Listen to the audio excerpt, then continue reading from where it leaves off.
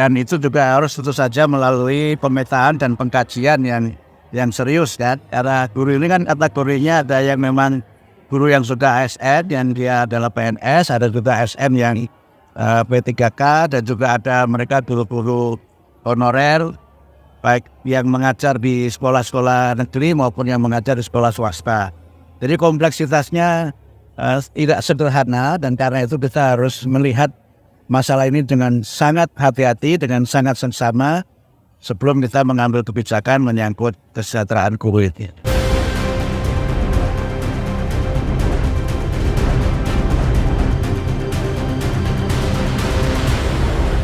Sobat Pendidikan, jumpa lagi kita di program Visi Educate, tempat kita mendiskusikan isu-isu pendidikan secara kritis dan mendalam. Nah, episode kali ini kita akan membahas isu yang sangat penting, luar biasa penting dalam pendidikan, tapi tidak digarap dengan serius, yaitu isu terkait dengan guru. Nah, kita seperti biasa, host di sini saya, Ade Irawan, dan Mas Bambang Wisudo. Selamat sore Mas Bambang. Sore. Kita kedatangan tamu istimewa, kawan lama kita ya, puluhan tahun lah kita berjuang di bidang pendidikan, gitu ya, mendatangi banyak daerah, membuat ratusan ya, kita bisa agak sedikit lebay, ratusan pelatihan ya untuk guru maupun orang tua murid. Bung Lodi Paat. Selamat sore Bung Lodi. Selamat sore Bung Ade. Dari Tomohon.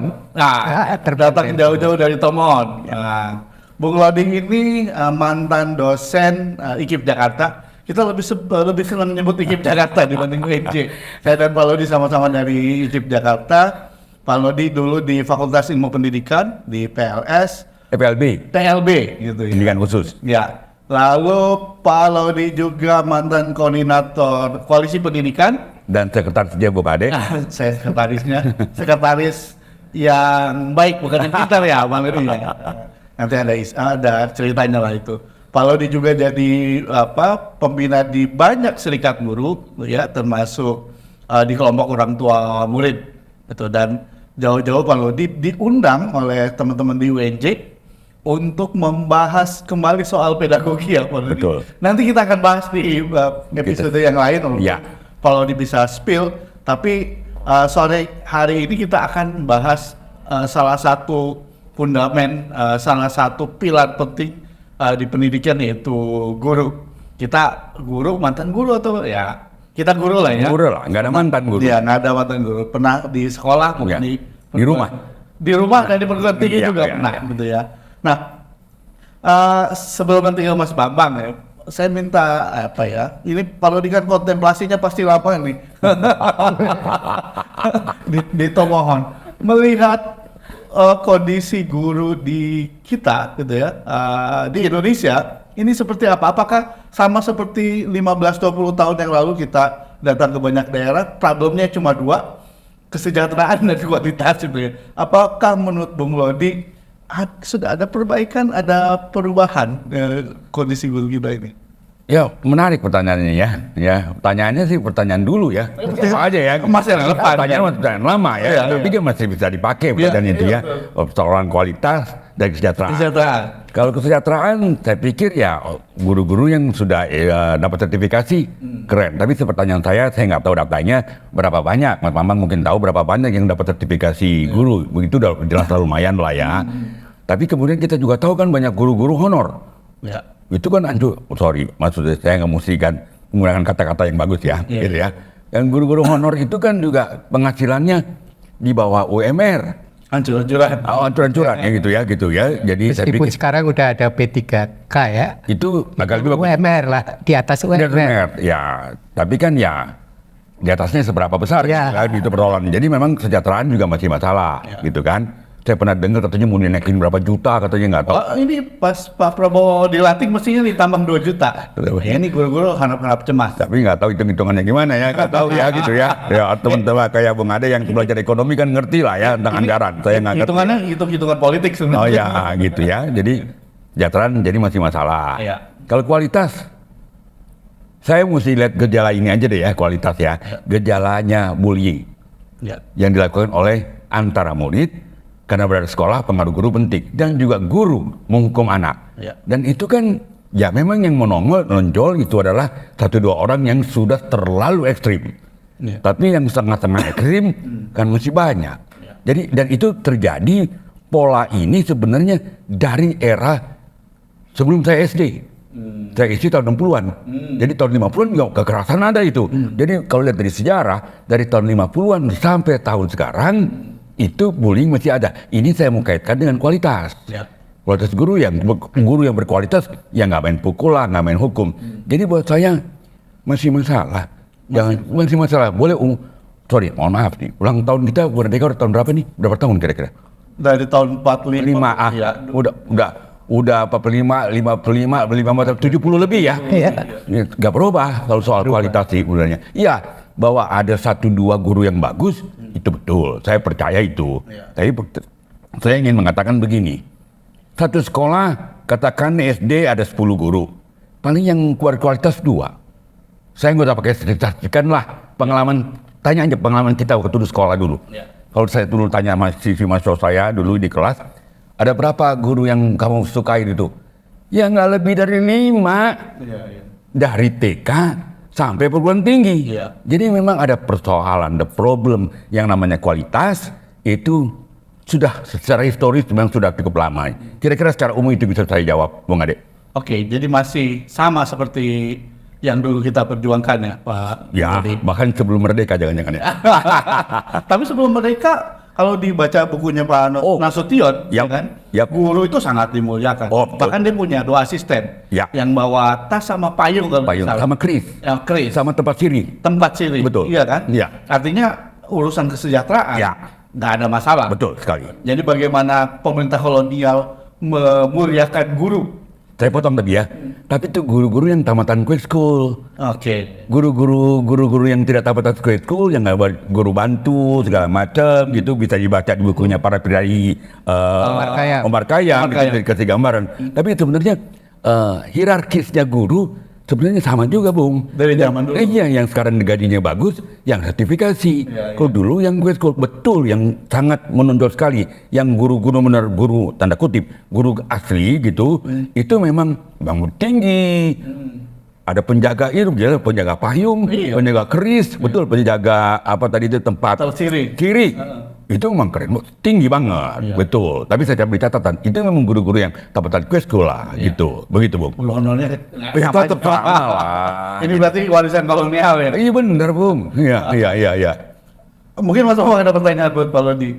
Ya sama ya, tadi kalau kita ngomongin guru kan, lalu ngomongin kualitas guru ya mau nggak mau kan ngomongin lembaga pendidikan gurunya ya. Kalau tadi guru-guru kita itu ya bahkan sejak kemerdekaan itu statusnya udah drop ya, dan sekalipun sekarang mungkin kesejahteraannya meningkat kan, status sosialnya juga tidak kompetitif dibandingkan profesi lain.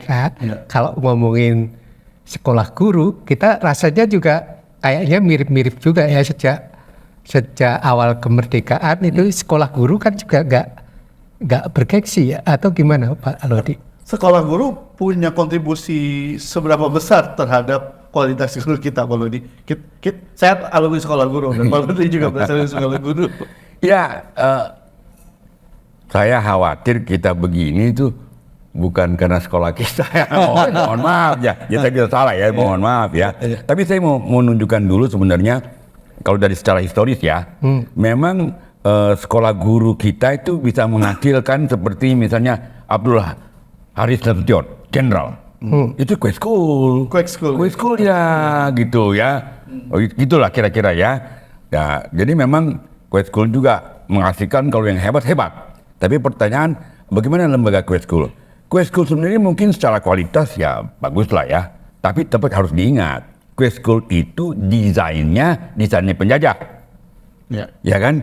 Dia hasilkan juga untuk bekerja sama penjajah. Nah, sekarang pertanyaannya kalau di Indonesia, kan sekolah guru kita yang pada pendidikan tinggi, 3 pendidikan tinggi ya, saya bisa keliru, tapi menurut saya tuh B1, B2 sudah tingkat SMA di atas tuh, B1, B2 ya. kemudian PTIP, pendidikan tinggi yang dibuat oleh Muhammad Yamin, yang ada sebenarnya di daerah Padang, kemudian Bandung, kalau nggak salah Malang, kemudian terakhir di Tondano. Itu pendidikan tinggi. Tapi kalau untuk SD, SPG ya, tingkat SMA. SD betul, ya kalau itu SGA dulu. SGA. Ya SGA. Ya, kalau dulu kan 4 tahun ya tapi. SGA 3 tahun. SGA sekolah guru atas yang dari tamat SMP. Oke. Tapi juga zaman itu pernah ada ibu saya tamatan SGB. Jadi dari SD tambah 4 tahun. Mereka itu menjadi guru SD juga. Kemudian saya lupa sejarahnya. Dibubarkan. PGSD lah ya kalau sekarang. Lah PGSD tapi tingkat tinggi. Iya. Tapi itu tamat SD loh. Tamat SD tambah 4 tahun. Dibubarkan, akhirnya SGA saja. SGA itu 3 tahun, udah tamat SMP, tambah 3 tahun untuk sekolah menengah. Mereka lah itu menjadi guru-guru paling tidak generasi saya tahun 60. Ya. Tahun 60 mereka jadi guru-guru SPG. Nah kemudian tadi saya bilang B1, B2 itu seperti kalau mungkin teman-teman kenal Bu Koni Semiawan, Pak Tilaar, itu orang B1, B2. Kemudian mereka melanjutkan yang pendidikan tinggi ya, ada FKIP, Fakultas Keguruan Ilmu Pendidikan. Ada di kalau yang saya tahu di Bandung ada Unpad. Kalau di Jakarta FKIP UI. Ya. Dan mereka semua akhirnya berubah pada tahun 65 kali 64 saya lupa ya. Itu menjadi IKIP. Gitu. Itu mereka jadi IKIP. Nah, sekarang pertanyaannya, kita kan nggak punya penelitian historis ya, jadi kita nggak bakalan tahu bagaimana mutu ya. Kekurangan kita dari segi ilmu adalah tinjauan historis tentang pendidikan kita, khususnya pendidikan tinggi kita. Tapi itulah IKIP. Nah kemudian IKIP dirubah menjadi universitas. Itu mandat ya? Ya katanya gitu. Kemudian itu yang IKIP itu mereka sebut LPTK.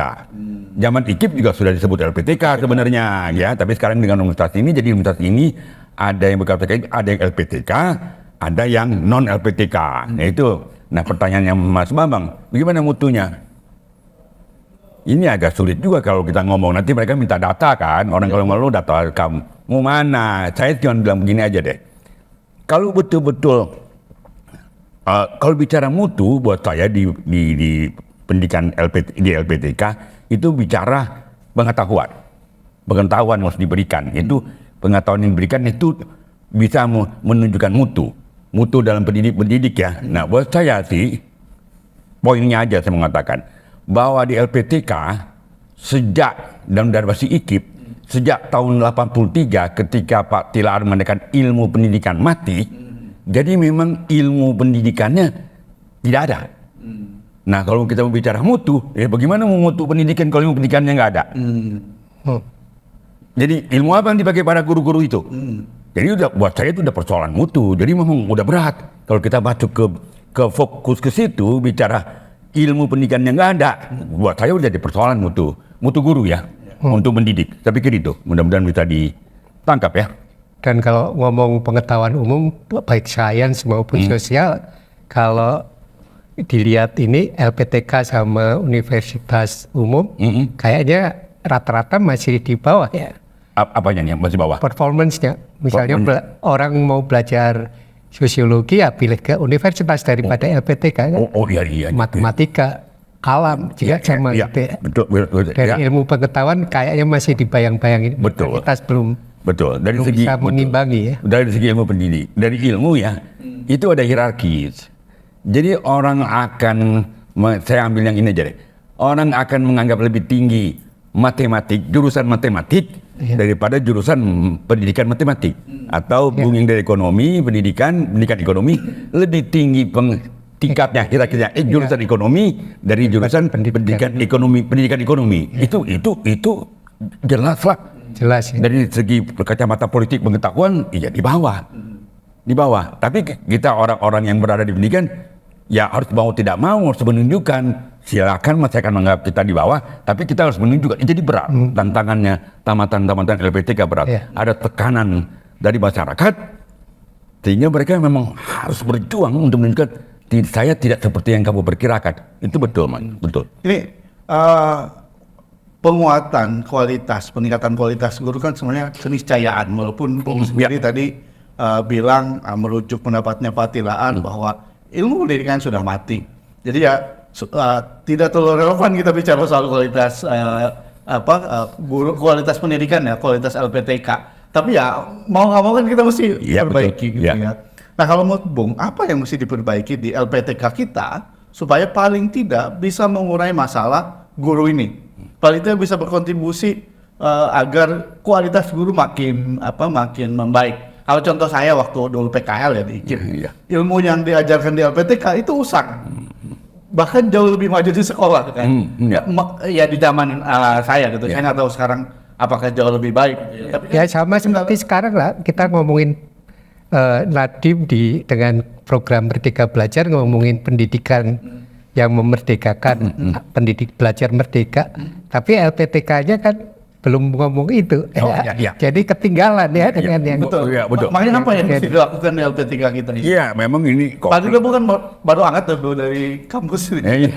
Ya memang kompleks ya, tapi ya mudah-mudahan kita tidak menyederhanakan ya. Saya mau kembalikannya, saya orang pendidikan ya. Saya Fakultas Ilmu Pendidikan ya. Dan saya merasakan betul ketika Pak Tilaar mengatakan ilmu pendidikan kita mati. Jadi kalau Bung tadi tanya, apa yang harus tanda kutip dibangkitkan, diperbaiki gitu ya. Jadi buat saya isunya, pertanyaannya, apa betul memang ada ilmu pendidikan di LPTK? Ya orang LPTK boleh marah ya. Tunjukkan pada kami kurikulumnya di Fakultas Ilmu Pendidikan. Ada tidak yang namanya mata kuliah yang namanya mata kuliah ilmu pendidikan dalam pengertian pedagogik, ya. Pedagogik ini bukan tentang mengajar, tetapi tentang mendidik. Jadi ilmu mendidik. Saya tahu paling tidak mungkin orang-orang UPI adalah buku-bukunya, Mas Babang juga tahu. Itu kan dikasih pengantar 2014 bekas rektor UPI ya.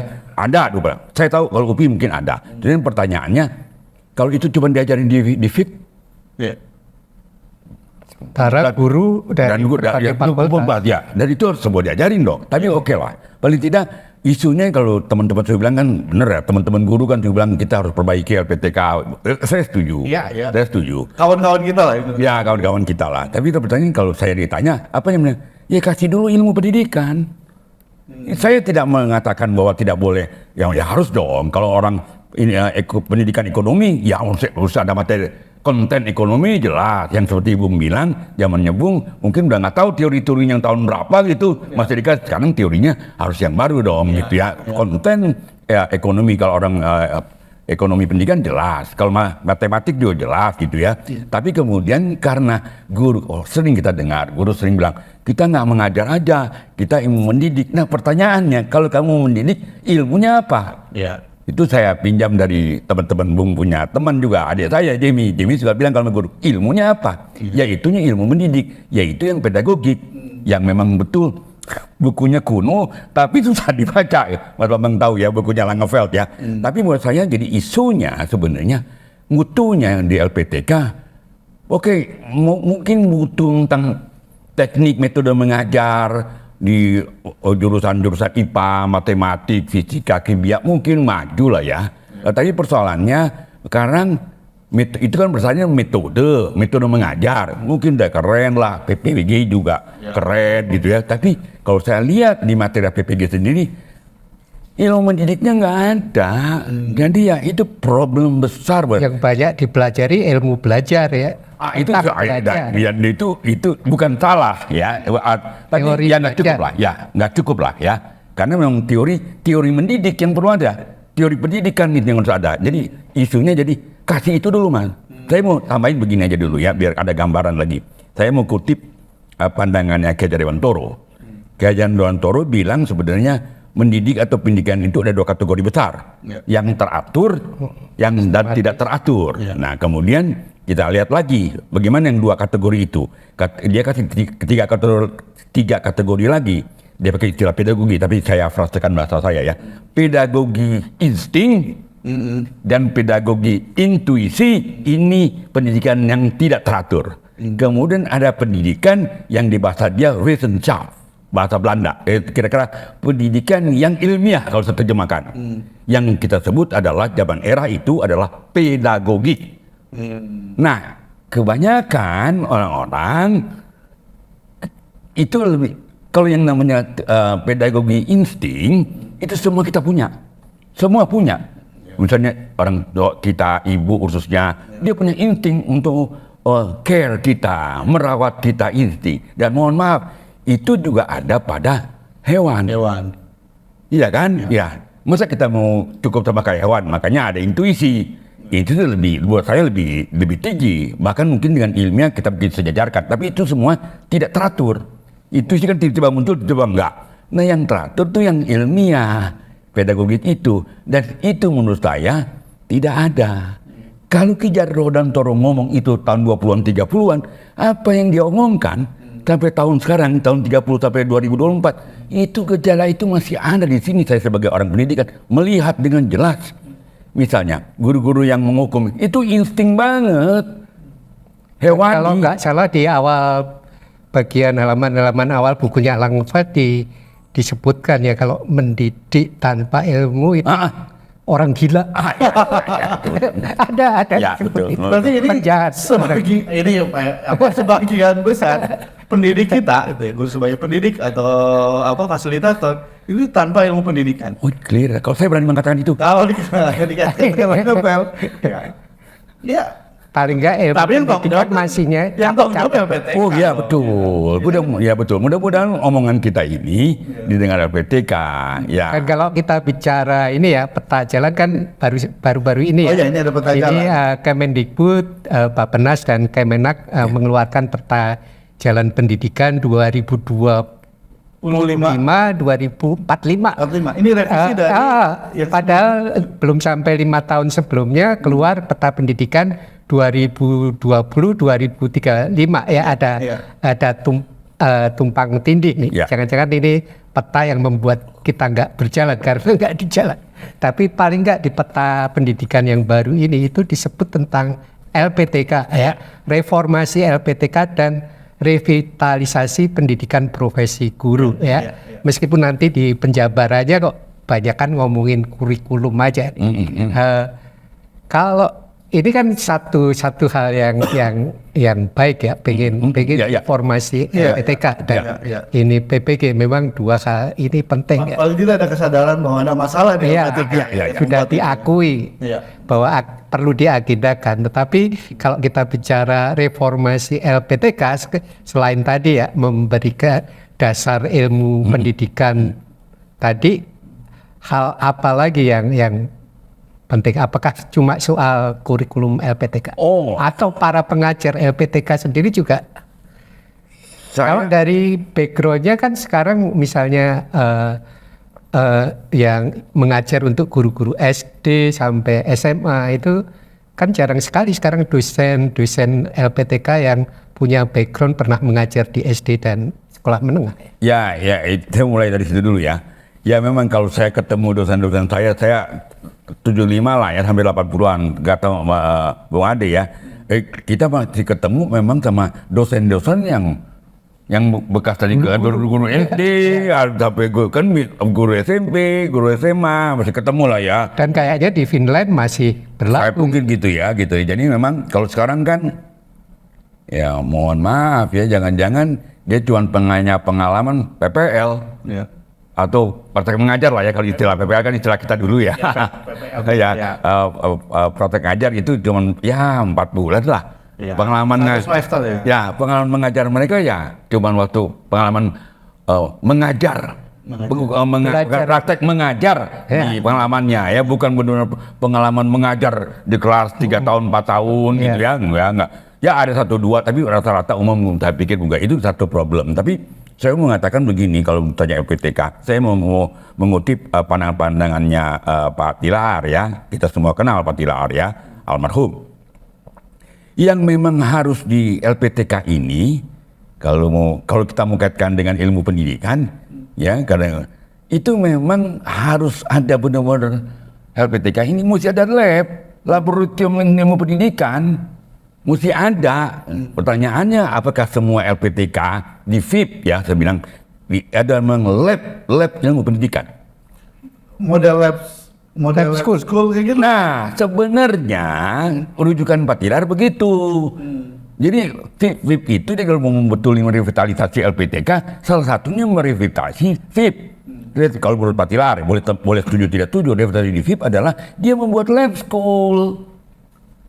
Tapi ini lab benar-benar lab ya, bukan harus cari duit segala macam, benar-benar lab. Risikonya memang orang yang masuk di situ, ya ini lab, laboratorium. Ada uji coba. Cobalah, ya kan. Tapi ya jangan sembarang uji coba. Kerangka tirunya mesti jelas, ya betul gitu ya. Kalau mau pakai istilah filosofi pendidikannya mesti jelas, gitu ya. Itu baru bikin lab di situ. Memang ada uji coba. Kalau itu tidak ada, ya mohon maaf, tidak revitalisasi. Ya. Itu aja. Praktek mengajar 4 bulan nggak cukup. Oh ya, cukup lah, gitu ya. Ini yang Bung usulkan lah dimasukkan dalam peta jalan ini lah. Kita lah ya, bukan saya doang, kita lah. Ya. Koalisi pendidikan yang kita dulu. Iya. Ya gitu. Oke, yang mudah-mudahan ini didengar dan dijadikan masukan karena ini kan kritikan yang paling substansial. Ya. Yang lainnya kalau nggak ada, LPTK. iya di LPTK nggak ada ilmu pendidikan ya. Jadi kalau ada lab, guru-guru sering berinteraksi Ya. dengan calon-calon guru ya, Ya. sangat intens berinteraksi dengan murid. Nah itu keterampilan mendidik dan mengajarnya sudah tumbuh ya. Betul. Tidak cukup dengan PPG 6 bulan. Betul. Apalagi PPG 6 bulan juga prakteknya kan hampir nggak ada. Ya, saya mau garis bawahi tentang keterampilan ya. Saya mengutip lagi ke Jariwan Toro ya, saya lupa halaman berapa. Konsep besarnya kan pendidikan. Kemudian ada alat, Jariwan Toro menggunakan istilah alat pendidikan. Salah satu alat pendidikan adalah mengajar, pengajaran. Alat yang lain, hukum sama kasih hadiah. Itu alat itu, gitu. Nah, saya mau ngomongin alat pengajaran, ya, alat pengajaran mengajar. Mengajar itu skill. Ya. Makanya mengajar itu orang bilang teaching is an art. Nah kalau namanya art, namanya seni, ya perlu keterampilan. Bagaimana pelukis-pelukis yang terkenal, kemudian dia nggak pernah melatih di kanvas. Pemain-pemain musik, entah gitar, entah piano, entah apa biola. Kalau dia nggak pernah latihan, ya nggak terampil. Jadi problem saya pikir guru-guru kita itu tidak dipersiapkan, saya nggak mau bilang langsung terampil, nggak mungkin dong, baru 4 tahun ya. Tapi tidak dipersiapkan menjadi terampil, karena yang akan bikin terampil benar-benar di sekolah. Ya, dan induksinya juga nggak jalan ya. Betul. Ketika rekrutmen lalu masuk sekolah mengajar nggak didampingi itu. Betul sekali. Industrinya tidak ada, atau bahasa yang lain ya, teacher development atau pengen guru itu kan temannya tugas di sekolah. Dan lebih yang kalau baik, teacher development atau pengembangan guru itu atau industri itu kerjasama dengan LPTK. Ya. Sebab banyak kerjasama kita seperti itu. Guru dibiarin aja, kita semua punya pengalaman, pokoknya dibiarin. Pokoknya kamu ngajar aja udah masuk ke kelas. Kita nggak tahu. Pengalaman saya aja lah ya. Di akhir biasanya ada Pak, di awal dan di akhir Pak. Iya, tapi saya mengalami yang waktu saya udah di sekolah. Saya mau sebut nama sekolahnya ya, enggak? Ya. Saya ini pengalaman saya karena saya dari pendidikan khusus atau kemudian disebut pendidikan luar biasa, disebut lagi sekarang di pendidikan khusus kalau di UNJ. Saya dulu memang di lab. Jurusan saya punya lab, ya, lab. Jadi kalau lab saya tuh one ya, satu-satu, ketemu murid satu, ya kita kontak, kita ajarin segala macam gitu ya. Ketika masuk ke SLB, langsung masa-masa praktek itu kan adik-adik kelas saya, ya kan, adik kelasnya. Terus mereka udah mau pulang ya, wah kembali lagi ke kampus.